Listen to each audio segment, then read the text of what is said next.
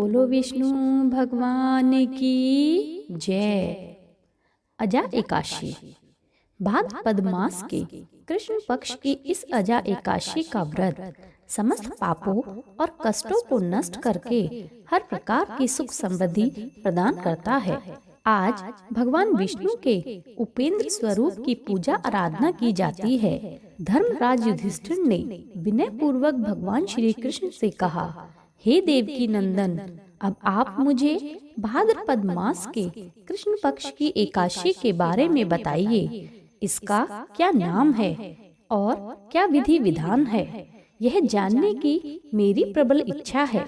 भगवान श्री कृष्ण ने कहा, हे कुंती पुत्र, जन्म जन्मांतर के सभी प्रकार के समस्त पापों को नष्ट कर देने वाली इस एकादशी का नाम अजा एकादशी है। इसके व्रत को करने से मनुष्य सब पापों से मुक्त हो जाता है।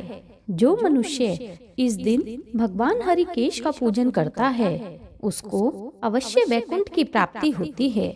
अब मैं इसकी कथा आपको सुनाता हूँ, आप ध्यान पूर्वक सुनिए। सतयुग के सूर्यवंश में सत्यवादी हरिश्चंद्र नाम का एक महान प्रतापी चक्रवर्ती सम्राट रहते थे।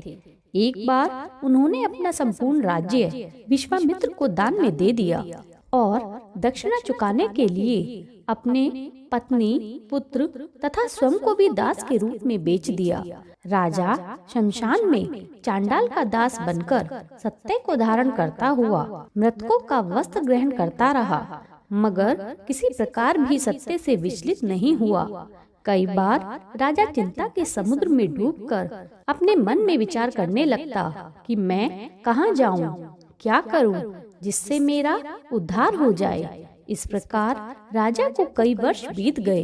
एक दिन राजा इसी चिंता में बैठा हुआ था कि गौतम ऋषि आए। राजा ने उनको प्रणाम किया और अपनी दुख भरी गाथा उनको सुनाई।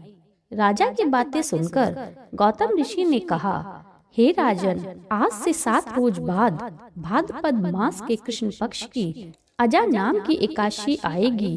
तुम विधि पूर्वक उसका व्रत करो। इस व्रत के पुण्य के प्रभाव से तुम्हारे समस्त पाप नष्ट हो जाएंगे।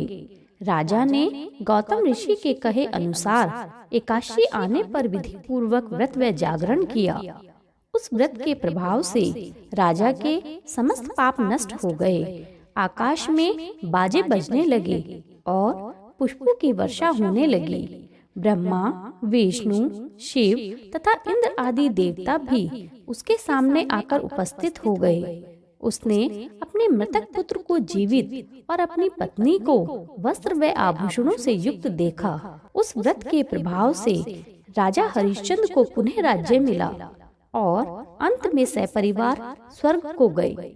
अंत में भगवान कृष्ण ने कहा, हे युधिष्ठिर, यह सब अजा एकादशी के प्रभाव से ही हुआ था। जो मनुष्य विधि पूर्वक इस व्रत को करते हुए रात्रि का जागरण करते हैं, उनके समस्त पाप नष्ट हो जाते हैं और अंत में वो स्वर्ग लोक को प्राप्त होते हैं।